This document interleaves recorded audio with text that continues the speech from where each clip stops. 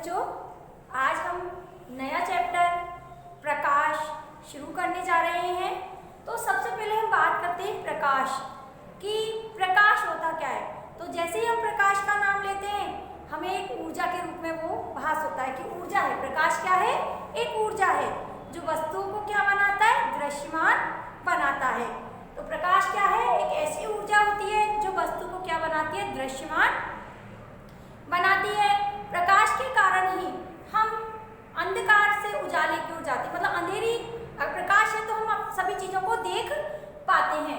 तो प्रकाश एक ऐसी ऊर्जा होती है जो वस्तुओं को दृश्यमान बनाती है और प्रकाश ही एक ऐसा स्रोत है जो अंधकार से उजाले की ओर हमको ले जाता है, हमें प्रकाश का ज्ञान कराता है। प्रकाश आप जानते हो प्रकाश कहाँ से आता है? सूर्य से आता है।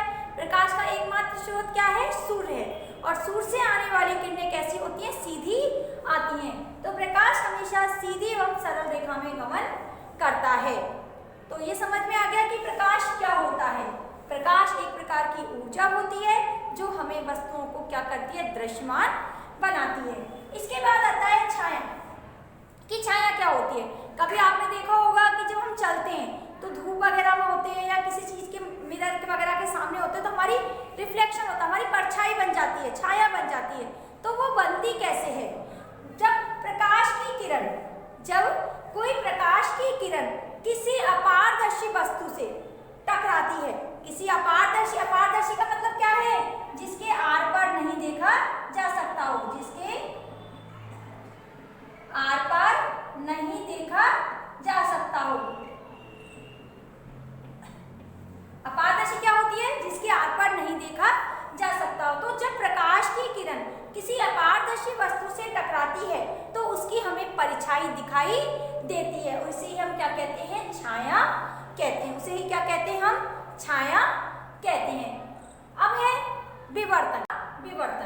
तो प्रकाश का विवर्तन क्या होता है कि जब कोई प्रकाश पुंज का मतलब हुई प्रकाश की किरण बहुत अल्प क्षेत्र से गुजरता है। जैसे कोई यहाँ से प्रकाश आ रही है तो यहाँ से बहुत अल्प क्षेत्र की, जैसे कोई टॉर्च प्रकाश है इसमें से किरण निकल रही है, तो प्रकाश पुंज जब बहुत अल्प क्षेत्र से गुजरता है, क्योंकि ये तो दीवार है, इसको गुजरने का केवल इतना सा क्षेत्र है, तो जो प्रकाश पुंज होता है जब बहुत अल्प क्षेत्र से गुजरता है तो वह सीधा जाने के बजाय किनारों से मुड़ने की प्रवृत्ति दर्शाता है। वो क्या करता है? किनारों से मुड़ जाता है, फैल जाता है और उसे हम क्या कर सकते हैं? पर्दे पर प्राप्त कर सकते हैं, पर्दा पर प्राप्त किया जा सकता है। तो जब प्रकाश पुंज बहुत छोटे क्षेत्र से गुजरता है, बहुत अल्प क्षेत्र से गुजरता है, तो वह किनारों से मुड़ने की प्रवृत्ति अपनाता है और उसे ही हम क्या कहते हैं? प्रकाश का विवर्तन कहते हैं। प्रकाश का परावर्तन किसे कहते हैं? कि जब कोई प्रकाश, ये एक अपारदर्शी माध्यम है, ये क्या है? अपारदर्शी माध्यम है, इस पर क्या कर दिया? कोटिंग कर दी है, मतलब इस पर पॉलिश कर दी है। क्या कर दी है? पॉलिश कर दी है। पॉलिश हम किसकी कर सकते हैं? चांदी की भी कर सकते हैं, एल्यूमिनियम की कर सकते हैं, निकल की कर सकते हैं, हम पॉलिश किसी की कर सकते हैं, लेकिन चांदी की पॉलिश सबसे अच्छी मानी जाती है। तो एक सतह है, एक सतह परावर्तक सतह जिस पर हमने क्या कर दिया? पॉलिश कर दी है।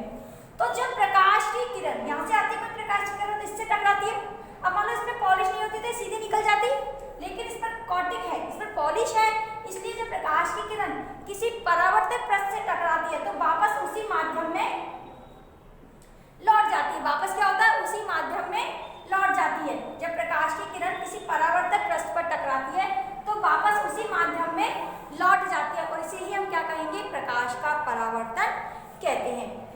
समझ में आया? जैसे ये वही है कि प्रकाश की एक समतल इससे टकराई और टकराने के बाद इस पर गिरी तो इस पर कोटिंग है, कोटिंग के कारण वो नीचे नहीं निकल पा रही, दूसरे माध्यम में नहीं जा पा रही है, उसी माध्यम से वो वापस लौट रही है और इसे ही हम क्या कहेंगे? प्रकाश का परावर्तन कहेंगे। तो इसको दोबारा एक बार देख लीजिए कि जब प्रकाश की किरण किसी परावर्तक पृष्ठ, ये परावर्तक पृष्ठ है, इसको हम परावर्तक पृष्ठ भी कहते हैं, ये परावर्तक पृष्ठ पर टकराती है या गिरती है तो वह उसी माध्यम में वापस लौट जाती है और इसे ही हम क्या कहेंगे? प्रकाश का परावर्तन कहेंगे। अब है आपके परावर्तन के नियम। तो पहला नियम है कि आपतित किरण, तो देखिए ये वही पॉलिश हुई सतह या पृष्ठ है, तो आपतित किरण मतलब कोई किरण आ रही है तो इसको तो हम क्या कहेंगे? आपतित किरण। आने वाली किरण को क्या कहते हैं? आपतित किरण। आने वाली किरण क्या होती है? आपतित किरण, और जब इससे टकराती तो क्या होगी, इसी माध्यम को वापस लौट जाती है। तो ये जो जाने वाली किरण है ये क्या आएगी, परावर्तित किरण। इसको हमने परावर्तित किरण क्यों कहा, इसको हमने परावर्तित किरण इसलिए कहा कि हम परावर्तन के नियम पढ़ रहे हैं। तो परावर्तित किरण इसलिए कहा कि परावर्तन के नियम के अनुसार जो किरण परावर्तित हो रही है उसे हम परावर्तित किरण कहते हैं। तो आपतित किरण और परावर्तित किरण, और इनके बीच में क्या बन गया, एंगल बन गया, एक 90 डिग्री का कोण बन गया। तो ये क्या हो गया, अभिलंब हो गया। ये क्या हो गया, अभिलंब हो गया। तो आपतित किरण, परावर्तित किरण और अभिलंब तीनों, ये क्या हो गया, अभिलंब। ये क्या बन गया, अभिलंब। तो आपतित किरण, परावर्तित किरण और अभिलंब तीनों एक ही तल पर होते हैं। ये हमारा परावर्तन का पहला नियम है। दूसरा नियम कहता है आपतन कोण। देखो आपतित किरण के कारण जो आप कौन बनेगा वो कौन सा होगा, आपतन कोण होगा। वो कौन सा कोण होगा, आपतन कोण होगा। और परावर्तित किरण के कारण जो कोण बनेगा वो कौन सा कोण होगा, आपतन कोण होगा। परावर्तित कौन होगा, परावर्तक कौन होगा।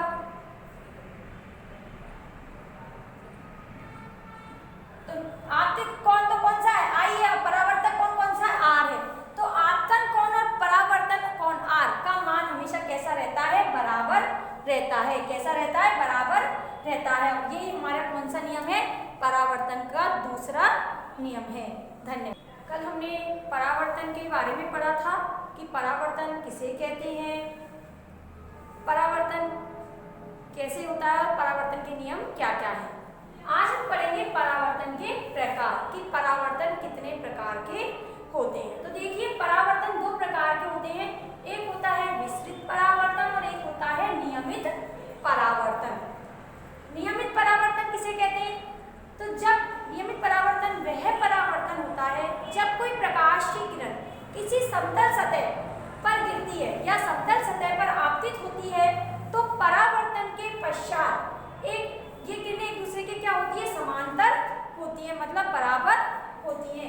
तो जब सतह कैसी होती है, चिकनी होती है। जब सतह कैसी होती है, चिकनी होती है और उस पर कोई किरण आपतित हो रही है तो परावर्तन के पश्चात वो एक निश्चित दिशा में जाती है, उसे हम क्या कहते हैं, नियमित परावर्तन कहते हैं। इसके बाद आता है विस्तृत परावर्तन।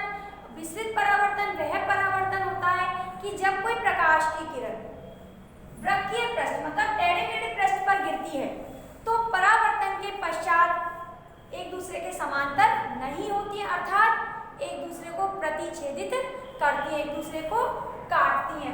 ऐसे परावर्तन को हम कहते हैं विस्तृत परावर्तन। फिर आता है समतल दर्पण।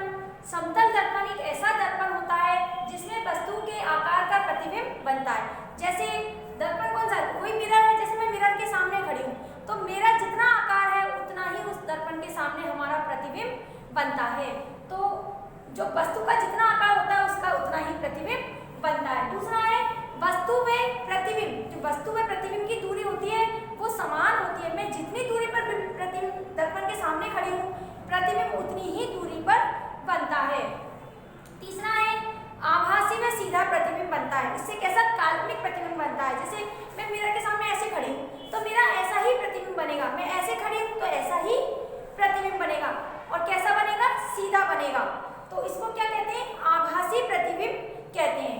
तो हमेशा जो समतल दर्पण होता है उसमें प्रतिबिंब कैसा बनता है, आभासी व सीधा बनता है। चौथा है इसे पर्दे पर प्राप्त नहीं किया जा सकता। जैसे मैं एक व्हाइट प्लेन कागज व्हाइट पर्दा लगा दूं सामने और उसके सामने अपना प्रतिबिंब देखूं, क्या बनेगा, नहीं बनेगा। अर्थात जो आभासी प्रतिबिंब होता है उसे पर्दे पर प्राप्त नहीं किया जा सकता। इसके बाद आता है पार्श्व प्रतिबिंब। पार्श्व परावर्तन। पार्श्व परावर्तन वह परावर्तन होता है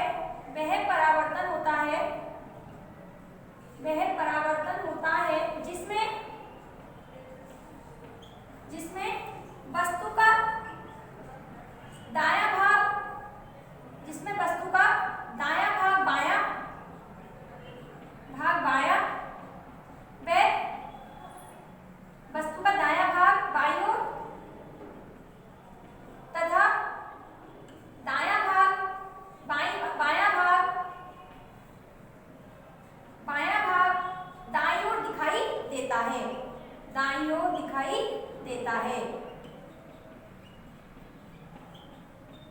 उसे हम क्या कहते हैं, पार्श्व प्रतिबिंब कहते हैं। जैसे इसका उदाहरण है पी, ये पी है कोई, इसके सामने मिरर रख दिया, तो मिरर के सामने जब इसको देखेंगे तो दूरी तो समान होगी, लेकिन कैसा दिखाई देगा, क्यों दिखाई देगा, कैसा दिखाई देगा, क्यों दिखाई देगा। एम्बुलेंस भी इसका एक उदाहरण है कि एम्बुलेंस में भी इस तरह से होते हैं जो कि समतल दर्पण का उदाहरण देते हैं। तो ये है पार्श्व परावर्तन। इसके बाद आता है हमारा गोलीय दर्पण। वह दर्पण जिसका परावर्तक पृष्ठ गोलीय होता है अर्थात गोल होता है, गोलीय होता है, उसे हम क्या कहते हैं, गोलीय दर्पण कहते हैं। ये एक दर्पण है, ये गोलीय है, इस पर मैंने कोटिंग कर दी, परत चढ़ा दी चांदी की, तो एक तो बाहर तरफ चढ़ा दी परत और एक अंदर की तरफ चढ़ा दी और ये इसको कर दिया। तो ये जो इसका केंद्र होगा, तो ये जिस गोले का भाग है, ये गोले का भाग है और इस गोले के भाग को हम क्या कहेंगे, गोलीय दर्पण कहते हैं। गोलीय दर्पण जो होते हैं वो दो प्रकार के होते हैं। देखिए गोलीय दर्पण दो प्रकार के होते हैं। ये हो गया दर्पण, दो प्रकार के हो गए, एक ये हो गया, ये हो गया, ये हो गया। अब ये वाला दर्पण तो कौन सा दर्पण कहलाएगा, ये तो कहलाएगा अवतल दर्पण। कौन सा, अवतल दर्पण। और ये कहलाएगा उत्तल दर्पण। ये कहलाएगा उत्तल दर्पण। ये अवतल दर्पण, ये उत्तल दर्पण। अवतल दर्पण किसे कहते हैं और उत्तल दर्पण किसे कहते हैं, देखिए परिभाषा देखिए। अवतल दर्पण किसे कहते हैं, दर्पण दो प्रकार के हो गए, दर्पण दो प्रकार के होते हैं। पहला होता है अवतल दर्पण। अवतल दर्पण किसे कहते हैं, वह दर्पण जिसका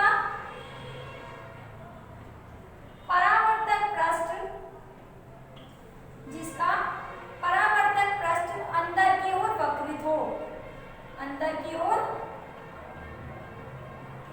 वक्रित हो, जिसका परावर्तक पृष्ठ अंदर की ओर वक्रित हो, उसे हम अवतल दर्पण कहते हैं, उसे हम अवतल दर्पण कहते हैं। जैसे ये वाला दर्पण है तो इसमें क्या होता है, ये अंदर की ओर वक्रित है, अंदर की ओर है, तो इसे हम क्या कहेंगे, अवतल दर्पण कहेंगे। क्या कहेंगे, अवतल दर्पण कहते हैं। इस तरह का जो दर्पण होता है उसे अवतल दर्पण कहते हैं। दूसरा आता है उत्तल दर्पण।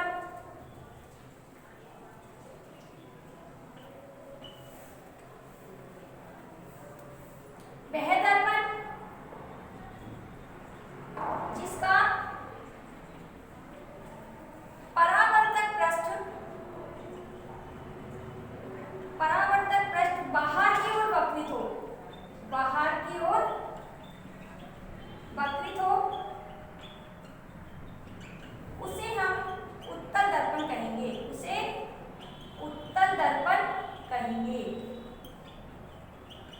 जिसका परावर्तक पृष्ठ बाहर की ओर वक्रित हो, ये बाहर की ओर वक्रित है, तो ये वाला दर्पण कौन सा कहलाएगा, उत्तल दर्पण कहलाएगा। कौन सा दर्पण कहलाएगा, उत्तल दर्पण। परिभाषा है, तो पहली है वक्रता केंद्र। तो वक्रता केंद्र किसे कहते हैं कि गोलीय दर्पण जिस गोले का भाग होता है, देखो ये गोलीय दर्पण है, ये इसका भाग है, तो इसको हमने इस तरह से कर दिया, तो इसमें तो इसका केंद्र ये होगा और इस वाले में इसका केंद्र ये होगा। तो गोलीय दर्पण जिस गोले का भाग होता है उसका केंद्र ही क्या कहलाता है, वक्रता केंद्र कहलाता है। क्या कहलाता है, वक्रता केंद्र कहलाता है। अगली है मुख्य अक्ष। तो गोलीय दर्पण, ये गोलीय दर्पण है हमारा, ये गोलीय दर्पण के वक्रता केंद्र से गुजरने वाली रेखा, गोलीय दर्पण के वक्रता केंद्र से गुजरने वाली रेखा को ही क्या कहते हैं, मुख्य अक्ष कहते हैं। गोलीय दर्पण के वक्रता केंद्र से गुजरने वाली रेखा को क्या कहते हैं, ये दर्पण है, ये वाला दर्पण है, तो इसके केंद्र से जो गुजरने वाली रेखा है, ये वाली, इसी इसका केंद्र है और इसका केंद्र ये है सी, तो इससे गुजरने वाली रेखा को ही क्या कहते हैं, मुख्य अक्ष कहते हैं। क्या कहते हैं, मुख्य अक्ष कहते हैं। अगली है वक्रता त्रिज्या। अगली है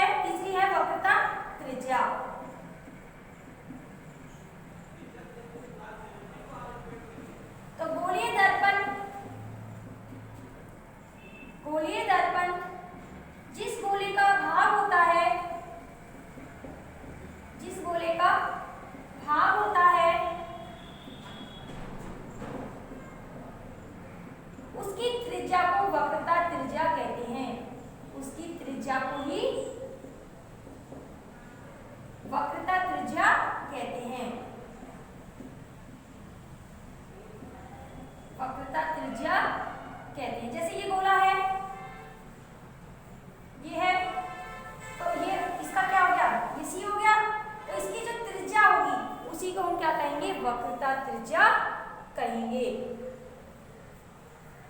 इसके बाद है ध्रुव। चौथी परिभाषा है ध्रुव, जिसको हम पोल भी बोलते हैं अंग्रेजी में। तो गोलीय दर्पण के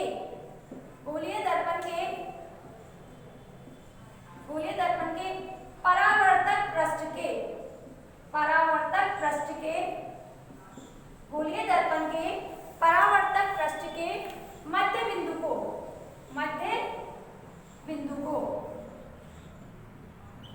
ध्रुव कहते हैं। मध्य बिंदु को क्या कहते हैं, ध्रुव कहते हैं। जैसे ये है परावर्तक पृष्ठ, ये वाला परावर्तक पृष्ठ है, तो इसका मध्य बिंदु ये क्या कहलाएगा, पोल कहलाएगा। और इसका परावर्तक पृष्ठ कौन सा, ये, तो ये इसका पोल कहलाएगा। इसको क्या कहते हैं, ध्रुव कहते हैं। अगली है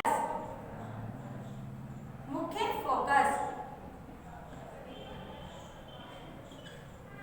मुख्य अक्ष के समांतर आने वाली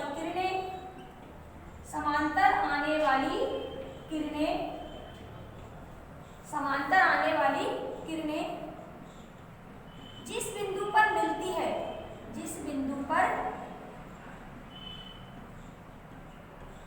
मिलती है,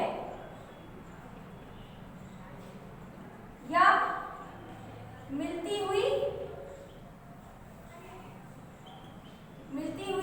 प्रतीत होती है। ये क्यों कहा है प्रतीत होती है, क्योंकि जो हमारा उत्तल दर्पण है उसमें आभासी प्रतिबिंब बनता है, तो हम काल्पनिक रेखा कर्व बनाते हैं उसमें, इसलिए ऐसा लिखा है कि अगर हमारा अवतल दर्पण की फोकस दूरी मुख्य फोकस पूछ रहा है तो मिलती है, और उत्तल दर्पण की मुख्य फोकस पूछ रहा है तो उसमें प्रतीत होती है, मिलती हुई प्रतीत होती है, उसे हम मुख्य फोकस कहते हैं। उसे मुख्य फोकस कहते हैं। उसे मुख्य फोकस, जैसे ये दर्पण है, इसका परावर्तक पृष्ठ है, ये P है, ये F है और ये C है। तो जब मुख्य अक्ष से कोई समांतर किरणें आएंगी तो ये कहाँ से गिरेंगी, यहाँ पे फोकस से निकलेंगी। कहाँ मिलेगी, फोकस से मिलेगी, तो इस बिंदु पर मिलेंगी, तो इसे क्या कहेंगे, मुख्य अक्ष कहेंगे। क्या कहेंगे, मुख्य अक्ष कहेंगे। अगली है हमारी फोकस दूरी।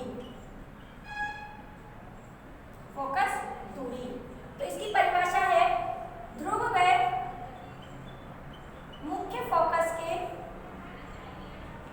मुख्य फोकस के बीच की दूरी को मुख्य फोकस कहते हैं।